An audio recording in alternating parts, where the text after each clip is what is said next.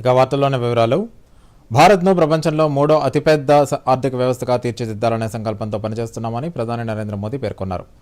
గుజరాత్లో పర్యటిస్తున్న ప్రధానమంత్రి గాంధీనగర్లో కేంద్ర నూతన పునరుత్పాదక ఇంధన మంత్రిత్వ శాఖ ఆధ్వర్యంలో రీఇన్వెస్ట్ పేరిట ఏర్పాటైన global renewable energy meet and ఎగ్జిబిషన్ను ప్రారంభించారు. కేంద్ర మంత్రి ప్రహ్లాద్ జోషి, గుజరాత్ ముఖ్యమంత్రి భూపేంద్ర పటేల్, ఏపీ సీఎం చంద్రబాబు నాయుడు, తెలంగాణ ఉప ముఖ్యమంత్రి బట్టి విక్రమార్క తదితరులు కూడా ప్రారంభోత్సవ కార్యక్రమంలో పాల్గొన్నారు. 140కి పైగా దేశాల నుండి ప్రతినిధులు ఈ సదస్సులో పాల్గొంటున్నారు. 3 రోజుల పాటు జరగనున్న సదస్సులో పునరుత్పాదక ఇంధనంపై సమగ్రంగా చర్చలు జరగనున్నాయి. ఈ సందర్భంగా మోదీ మాట్లాడుతూ దేశ ప్రజలు ఎంతో నమ్మకంతో మూడోసారి అధికారం అప్పగించారని, వారి నమ్మకాన్ని నిలబెట్టుకునేలా పనిచేస్తున్నట్లు చెప్పారు.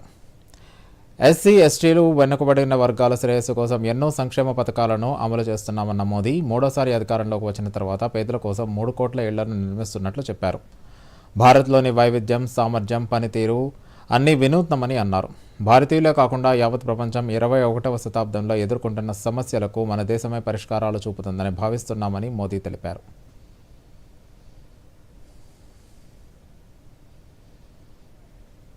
भारत की स्केल, भारत की कैपेसिटी, भारत का पोटेंशियल, भारत की परफॉर्मेंस, ये सब यूनिक है.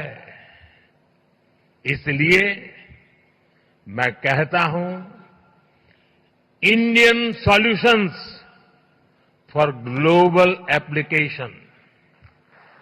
इस बात को दुनिया भी भली भांति समझ रही है.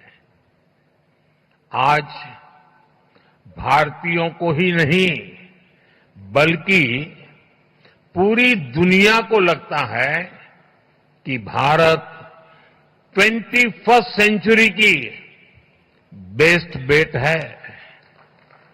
फ्रेंड्स, मेरे लिए ये बहुत सुखद संयोग है कि गुजरात की जिस धरती पर श्वेत क्रांति, मिल्क रिवॉल्यूशन का उदय हुआ, जिस धरती पर मधु क्रांति, स्वीट रिवॉल्यूशन, शहद का काम, उसका उदय हुआ, जिस धरती पर सूर्य क्रांति, सोलर रिवॉल्यूशन का उदय हुआ, वहां ये भव्य आयोजन हो रहा है.